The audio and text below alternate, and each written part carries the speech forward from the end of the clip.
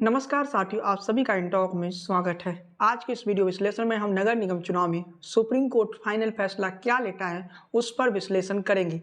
जैसा कि आप जानते हैं कि इंटॉक हमेशा से ही विश्वसनीय रहा है, आपको हमेशा ही इंटॉक सबसे विश्वसनीय अपडेट देता है और आज के इस वीडियो में भी हम आपको सबसे विश्वसनीय अपडेट देने जा रहे हैं। कल दोपहर 12 बजे सुप्रीम कोर्ट में सुनवाई है। सुप्रीम कोर्ट को उस सुनवाई में क्या फैसला आने वाला है उसकी जानकारी आज के इस वीडियो में हम आपको दे देंगे, इसलिए इस वीडियो को पूरा देखिएगा, अंत तक देखिएगा।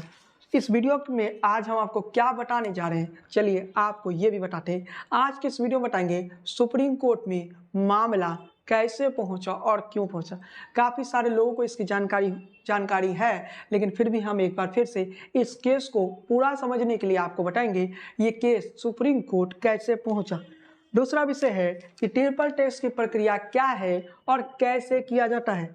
तीसरा आज के न्यूज में तीसरा विषय है कि क्या सुप्रीम कोर्ट में सच में इस कमीशन को मानने से इनकार कर दिया या फिर झूठ फैलाया गया। सबूत के साथ हम आपको बताएंगे कि सुप्रीम कोर्ट ने कमीशन को मानने से इनकार नहीं किया था। सुप्रीम कोर्ट ने कमीशन पर अभी तक कुछ नहीं कहा। चौथा है सुप्रीम कोर्ट का फाइनल फैसला क्या होगा। तो शुरुआत होता है सुप्रीम कोर्ट में यह मामला कैसे पहुंचा और क्यों पहुंचा। तो सबसे पहले आपको इस केस को समझना पड़ेगा। 4 अक्टूबर 2022 को एक निर्णय आता है। यह निर्णय पटना हाई कोर्ट देता है। पटना हाई कोर्ट के इस निर्णय में ये कहा जाता है कि ईवीसी सीटों पर एनेक्शन पर रोक लगाया जाए जब तक ट्रिपल टेस्ट की प्रक्रिया नहीं होती है। नोट करने वाली बात यह है कि पटना हाई कोर्ट के इस निर्णय के बाद चुनाव आयोग पूरा चुनाव को टाल देता है। याद करिएगा 7 अक्टूबर को इंटॉक ही पहला चैनल था जो आपको बताया था कि दिसंबर 2022 में यानी दिसंबर 2022 में नगर निगम का इलेक्शन होगा और वो बातें सच साबित हो गई थी। वो बातें सबसे विश्वसनीय रहा और इंटॉक ने उसके बाद भी आपको नगर निगम चुनाव से जुड़े कई अपडेट दिए। जब दूसरे चैनल आपको डरा रहे थे तब इंटॉक आपको सच बता रहा था। लेकिन चलिए हम मामला पर आते हैं।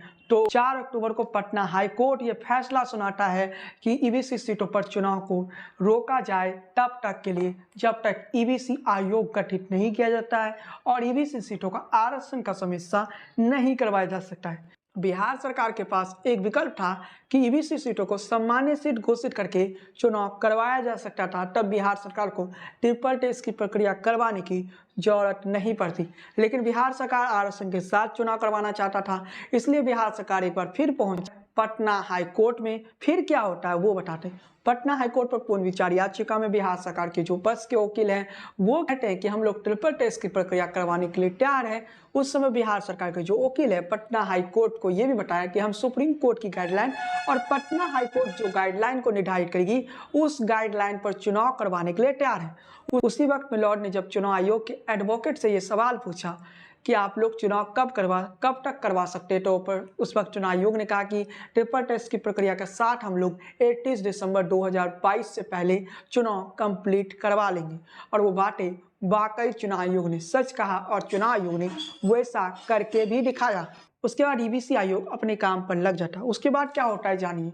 उसके बाद क्या होता है, उसके बाद ईवीसी आयोग रिपोर्ट को तैयार कर लेता है 18 तारीख को यानी 18 नवंबर 2022 को ईवीसी आयोग की रिपोर्ट तैयार हो जाती है। ईवीसी आयोग उस रिपोर्ट को एनएन सिन्हा निजी संस्थान को दे देता है।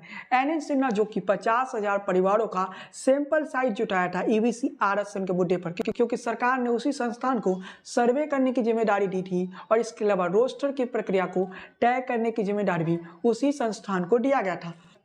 निजी संस्थान एनएन सिन्हा अपना पूरा काम को 26 नवंबर 2022 को पूर्ण कर लेता है और उसके बाद उस रिपोर्ट को तैयार करके नगर विकास मंत्रालय तक पहुंचा देता है।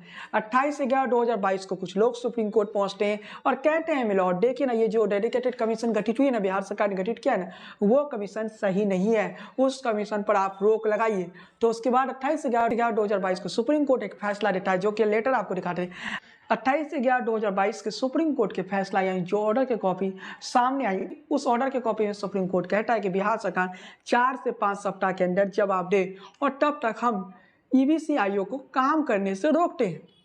जब भी मैं ये कहता हूँ कि कमीशन को सुप्रीम कोर्ट ने काम करने से रोका है, ना कि कमीशन को मानने के इनकार किया है, तब कई लोग ये कहते हैं कि आप झूठ कह रहे हैं, सुप्रीम कोर्ट ने तो कमीशन को मानने से ही इनकार कर दिया, डेडिकेटेड कमीशन को मानने से ही इनकार कर दिया। जबकि सच्चाई ये थी कि सुप्रीम कोर्ट ने कमीशन को काम करने से रोका था, क्योंकि सुप्रीम कोर्ट को जानकारी नहीं था कि कमीशन ने अपना काम पूरा कर लिया है। इस कारण से सुप्रीम कोर्ट ने ये कहा कि ईबीसी आयोग को हम काम करने से रोकते हैं जब तक बिहार सरकार जवाब नहीं देती है।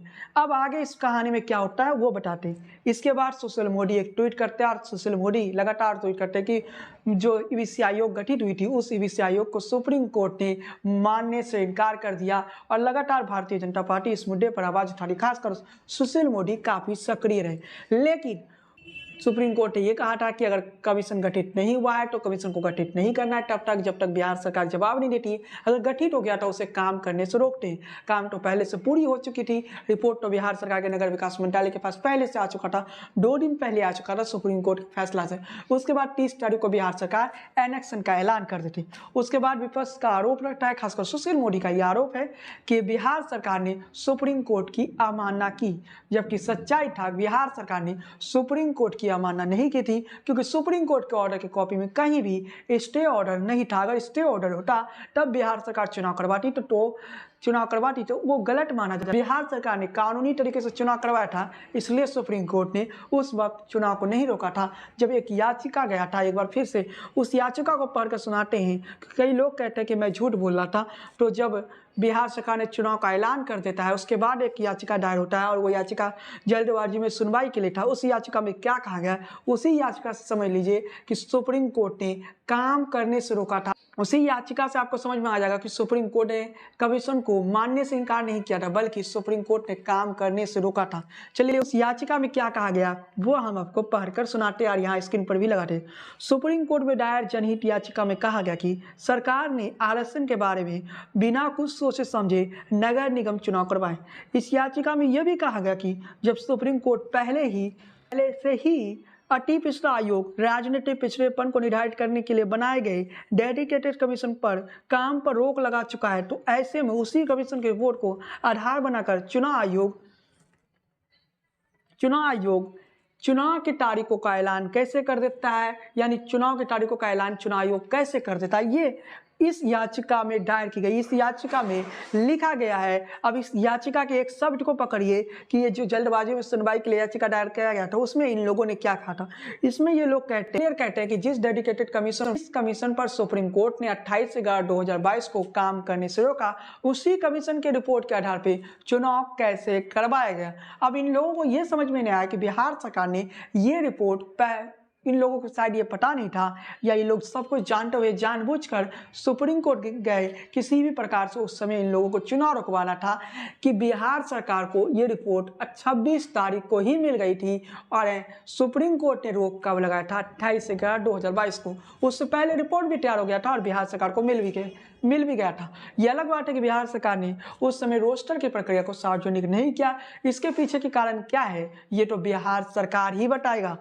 बिहार सरकार ने कोर्ट की अवमानना की, बिहार सरकार सुप्रीम कोर्ट के आदेशों का कहीं ना कहीं नजरअंदाज किया।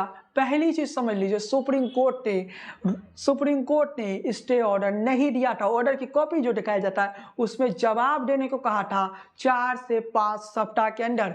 अब बिहार सरकार कल उस मामले पर जवाब भी देगी, क्योंकि बिहार सरकार ने पिछली सुनवाई में 2 सप्ताह का वक्त मांगा था। अब वो 2 सप्ताह का वक्त समाप्त हो जाता है और अब सुप्रीम कोर्ट में बिहार सरकार अपना जवाब दाखिल करेगी। पिछली सुनवाई में सुप्रीम कोर्ट सख्त तेवर दिखाते हुए बिहार सरकार को यह भी बता दिया कि आगे से हम आपको तारीख नहीं देंगे, ये अंतिम बार आपकी तारीख को हम बढ़ा रहे हैं। इससे आप समझ सकते हैं कि सुप्रीम कोर्ट में अब बिहार सरकार फाइनली अपना जवाब दाखिल करेगी। अब इस मामले में आगे क्या होगा वो हम आपको बताएंगे, लेकिन उससे पहले हम आपको बताते हैं कि ट्रिपल टेस्ट की प्रक्रिया क्या है और ट्रिपल टेस्ट की प्रक्रिया किस प्रकार से किया जाता है। टेस्ट की प्रक्रिया को हम विस्तृत रूप से आपको समझा देते हैं। सुप्रीम कोर्ट के ट्रिपल टेस्ट के फॉर्मूले के अनुसार राज्य में स्थानीय निकाय चुनाव में अनपिछड़े वर्ग के पिछड़ेपन की स्थितियों की आर्थिक शिक्षा और सभा का डेटा इकट्ठा करने के लिए एक विशेष आयोग का गठन किया जाना जरूरी है। राज्य को इस विशेष आयोग की सिफारिशों के आधार पर नगर निगम नगर पालिका में अनुपातिक आधार पर आरक्षण देना होता है। राज्य को यह भी ध्यान रखना होगा कि ST या OBC के लिए आरक्षित सीटों की संख्या 50% से ज़्यादा नहीं होना चाहिए।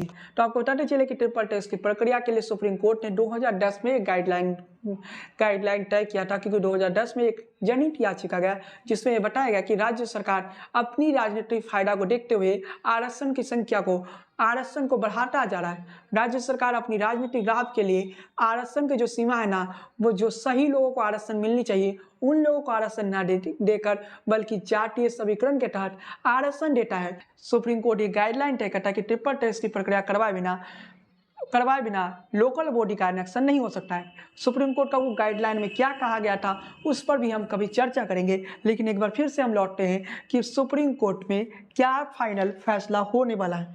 आज के इस वीडियो में ट्रिपल टेस्ट की प्रक्रिया क्या होती है उसे हमने संक्षेप में बताने का प्रयास किया, फिर कभी आपको लंबे वीडियो बनाकर पूरा डिटेल में समझाएंगे। लेकिन आप पहुंचते हैं फाइनल फैसला क्या होगा। तो हम इससे पहले क्या चर्चा कर रहे थे 28/11/2022 के निर्णय पर। उस निर्णय पर लगातार ये कहा जा रहा था कि सुप्रीम कोर्ट ने डेडिकेटेड कमीशन को मानने से इनकार कर दिया। बिहार सरकार उस कमीशन की रिपोर्ट के आधार पर एक्शन कैसे करवा रही है। हमने सबूत के साथ देख लिया कि सुप्रीम कोर्ट ने कमीशन को मानने से इनकार नहीं किया, तो कमीशन को काम करने से सुप्रीम कोर्ट ने रोका।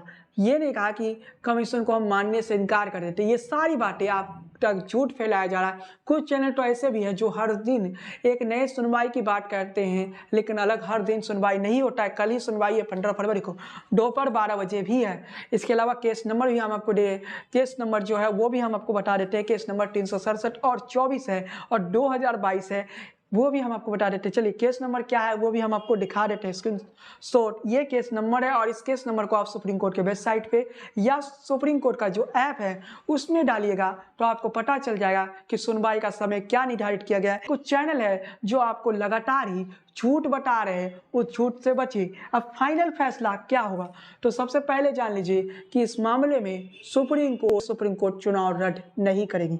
फिर आप पूछ रहे जब चुनाव रद्द ही नहीं करेगी तो सुप्रीम कोर्ट में यह मामला में आगे क्या हो सकता है। तो सबसे पहले जान लीजिए कि सुप्रीम कोर्ट इस मामले में चुनाव रद्द नहीं करेगा, यानी इस मामले में चुनाव रद्द नहीं होगा। जो बताया जा रहा है वो पूरा सच नहीं है। 28/11/2022 के निर्णय पर मैं लगातार ही आपको सच बता रहा था कि उस निर्णय में सुप्रीम कोर्ट ने डेडिकेटेड कमीशन को मानने से इनकार नहीं किया था। ऐसा कुछ नहीं हुआ था। सुप्रीम कोर्ट ने बस इतना कहा था कि जब तक बिहार सरकार जवाब नहीं देती है तब तक हम इस कमीशन को काम करने से रोकते हैं। अगर कमीशन गठित नहीं हुई है तब कमीशन को गठित नहीं करना है, हमें पहले जवाब देना है। अब इस मामले में कुछ ज़्यादा नहीं दिख रहा है और जो आरक्षण की समस्या की बात थी वो अगले स्टेप में आएगा। पहले तो ये तय किया जाए कि डेडिकेटेड कमीशन सही है या फिर गलत है। तो सबसे पहले आपको बता देते हैं कि चुनाव रद्द होने की कोई संभावना नहीं। जो बताया जा रहा है ना वो पूरा सच नहीं है। चुनाव रद्द होने की परिस्थिति ही नहीं है। तो फिर आगे क्या होगा। पहली संभावना ये कि ये याचिका खारिज हो जाए। दूसरी संभावना ये है कि सुप्रीम कोर्ट कुछ ऐसा फैसला दे दे जिससे दोनों पक्षों को स्वीकार हो जाए। वैसे ये फाइनल फैसला नहीं होगा। तो दोनों पक्ष केस हारते हैं तो आगे भी अपील कर सकते हैं। आगे भी उनके लिए कानूनी विकल्प खुला है। तीसरा विकल्प है कि सुप्रीम कोर्ट ये कहे कि आप पटना हाई कोर्ट को केस दे दे और पटना हाई कोर्ट इस केस की आगे की सुनवाई करे। तो चौथा विकल्प ये है कि जो नगर निगम का बोर्ड गठित होता है उसी बोर्ड में कुछ पदों को आरक्षित कर दिया जाए EBC के लिए और उन्हीं बोर्डों में उन लोगों को जगह दे दिया जाए। इस विकल्प पर भी सुप्रीम कोर्ट सोच सकती है। लेकिन मैंने जितने भी सीनियर जर्नलिस्ट रहे या जिन लोगों से भी मैंने पूछा तो उन लोगों का साफ कहना है कि यह याचिका खारिज हो जाएगा। इस केस में कोई दम नहीं है। हम भी लगातार आपको बता रहे हैं कि सुप्रीम कोर्ट में चुनाव रद्द करने का फैसला नहीं लिया जाएगा। खुद स्वयं सुप्रीम कोर्ट ने आज तक ही नहीं बताया कि हम चुनाव रद्द करने का फैसला लेंगे। बताया जा रहा है कुछ चैनलों के माध्यम से कि सुप्रीम कोर्ट एक ही दिन में चुनाव रद्द करने का फैसला लेगा। वैसी परिस्थिति नहीं दिख रही। क्या कल फाइनल फैसला आ जाएगा, इस पर भी आते हैं। कल दोनों ही पक्षों की बातें सुप्रीम कोर्ट सुनेगी। तो कल सुप्रीम कोर्ट शायद फाइनल फैसला पर ना जाए। फिर से मैं कह रहा हूं, कल सुप्रीम कोर्ट शायद फाइनल फैसला पर ना जाए। कल ये हो सकता है कि सुप्रीम कोर्ट फैसला को सुरक्षित रख ले 1 या 2 सप्ताह के लिए, या फिर यह भी संभावना है कि सुप्रीम कोर्ट फाइनल फैसला दे दे। लेकिन ज़्यादा संभावना है कि सुप्रीम कोर्ट कल इस फैसला को सुरक्षित रख लेगा और 1 या 2 सप्ताह के बाद सुप्रीम कोर्ट फाइनल फैसला सुनाएगा। जहां तक हमें जानकारी मिली है, सुप्रीम कोर्ट चुनाव रद्द करने जैसा कोई बड़ा कदम नहीं उठाने जा रहा है। सुप्रीम कोर्ट अगर बिहार सरकार इस केस में हारती है, बिहार सरकार मजबूत है इस केस में, अगर मान लेते हारती है, नगर निगम के बोर्ड में कुछ पद ऐसे हैं जहाँ चुनाव करवाने की आवश्यकता नहीं है, वहाँ सुप्रीम कोर्ट आरक्षण का व्यवस्था कर दे, जिससे जिन लोगों ने केस ठोका है उन्हें आरक्षण ही चाहिए ना, तो सुप्रीम कोर्ट उनके लिए एक विकल्प खोज सकती है। सुप्रीम कोर्ट ये कर सकती है कि नगर निगम के बोर्ड में ही उन्हें जगह दे दिया जाए और कह दिया जाए कि हम इस पद पे आरक्षण दे देते हैं बिना चुनाव करवाए। इससे भी अगर ऐसा फैसला आता है तब भी बिहार सरकार खुश होगी, लेकिन ज़्यादा संभावना यह है कि बिहार सरकार इस केस को जीत जाएगी और बिहार सरकार इस केस को जीतने के करीब पहुंच गई है। इसके अलावा कल बहस भी होगा, दोनों पक्ष अपनी बातें रखेंगे, बिहार सरकार भी अपनी बातें रखेगी। कल बिहार सरकार को तारीख नहीं मिलने वाला है, क्योंकि पिछली बार ही सुप्रीम कोर्ट ने बिहार सरकार से नाराजगी जताई थी, कहा था कि अब हम आपको वक्त नहीं देंगे, ये फाइनल वक्त दे रहे हैं, आपको तो जवाब देना ही पड़ेगा और बिहार सरकार कल जवाब देगी। कुछ चैनलों द्वारा बताया गया कि जो वक्त मांगा गया वो चुनाव आयोग की तरफ से मांगा गया, जबकि चुनाव आयोग की तरफ से कुछ नहीं कहा गया। मामले को आप समझ लिए कि कल का दिन फैसला का दिन शायद ना हो, ये भी हो सकता है कि कल फैसला भी आ जाए। 100% हम नहीं कह सकते हैं, लेकिन ये भी कह देते हैं कल का दिन शायद फैसला का दिन ना हो सकता है कि अगले 2 सप्ताह के बाद फैसला आए। लेकिन जो पक्ष कल हारने वाला होगा वो प्रयास तो करेगा ही कि 1 या 2 सप्ताह का मोहलत ले लिया जाए। आने वाला वक्त में कुछ ऐसा फैसला होते नहीं दिख रहा है कि पूरा चुनाव को रद्द किया जाए या ईवीसी सीटों का ही चुनाव रद्द कर दिया जाए। सुप्रीम कोर्ट इतना बड़ा कदम नहीं उठाने वाला है जिस पर जैसा कहा जा रहा था कुछ चैनलों के जरिए। तो नगर निगम के बोर्ड में भी आरक्षण किया जा सकता है या ऐसे पदों को सुप्रीम कोर्ट तय करेगी जो यहाँ पर चुनाव करवाने की जरूरत नहीं है, वहाँ सुप्रीम कोर्ट आरक्षण दे सकती है। अगर बिहार सरकार ने गलत तरीके से ट्रिपल टेस्ट की प्रक्रिया करवाए तब ये हो सकता है। अगर सही तरीके से करवाए तो बिहार सरकार को केस में जीत मिल जाएगी, उसके बाद ये कहानी ही खत्म हो जाएगा। लेकिन ये कहानी तब भी खत्म नहीं होगा, तब ये हो सकता है कि नगर निगम चुनाव में जो लोग केस हारेंगे वो एक बार फिर से कोर्ट पहुंचेंगे और इस बार वो लोग फिर से कहीं ना कहीं चैलेंज करेंगे, किसी अलग मुद्दे पर चैलेंज करेंगे या इसी मुद्दे पर चैलेंज करेंगे और कहेंगे हम आपके फैसले से सेटिस्फाइड नहीं है। इस वक्त 2 जजों के बेंच फैसला सुना रही है, आगे चलकर 3 जजों के बेंच भी फैसला सुना सकते हैं। देना चाहते हैं कि आगे भी पूरा कानूनी विकल्प है, जो भी पक्ष जीतेगी वो पक्ष सर्टिफाइड नजर आएगी, लेकिन जो पक्ष हारेगी उसके पास आगे भी कानूनी विकल्प है। वो पक्ष जाकर कहीं ना कहीं फिर से सुप्रीम कोर्ट में, हाई कोर्ट में याचिका दायर कर सकती है और ये बता सकती है कि मेरे साथ नाइंसाफी हुई, सुप्रीम कोर्ट को उस फैसले में ये गलतियां हैं, हमें फिर से सुनवाई चाहिए, फिर से हमें एक नया फैसला चाहिए। उनके पास पूरा कानूनी विकल्प खुला है, जो भी पक्ष हारेगी, यानी ये केस यहीं खत्म नहीं होने वाला है। देखते हैं ये लोग फिर से सुप्रीम कोर्ट में जाते हैं कि नहीं। अगर कल सुप्रीम कोर्ट का फैसला आ जाता है, कोई ना कोई पक्ष तो हारेगा। सुप्रीम कोर्ट का फाइनल फैसला जो भी हो, उस फैसले के बाद बिहार की सियासत फिर से गर्म होगी। अगर सरकार जीतती है तो कहीं ना कहीं बीजेपी पर वो हमला करेगी और ये बताएगी भारतीय जनता पार्टी के लोग पिछड़ा विरोधी है और भारतीय जनता पार्टी के लोग पिछड़ों के साथ नाइंसाफी कर रहे थे, पिछड़ों का आरक्षण के खिलाफ थे। अगर सरकार हारती है तो बीजेपी हमला करेगी और कहेगी कि नीतीश कुमार पिछड़ा विरोधी है, पिछड़ों को आरक्षण नहीं दिया। खैर आगे क्या होता है वो देखने वाली बात है, लेकिन आज की इस वीडियो में बस इतना ही। वीडियो पसंद आई हो तो लाइक कीजिए, शेयर कीजिए। आपको क्या लगता है आप मेरी टिप्पणी कमेंट बॉक्स में दीजिए। अगर चैनल पर पहली बार आए तो इस चैनल को सब्सक्राइब कीजिए, बेल आइकन को क्लिक करना बिल्कुल ना भूले। अगर फेसबुक पेज पर पहली बार वीडियो देख रहे हैं तो पेज को फॉलो कीजिए, लाइक कीजिए। बने रहिए राजनीति के सबसे विश्वसनीय चैनल के साथ। जय हिंद, वंदे मातरम।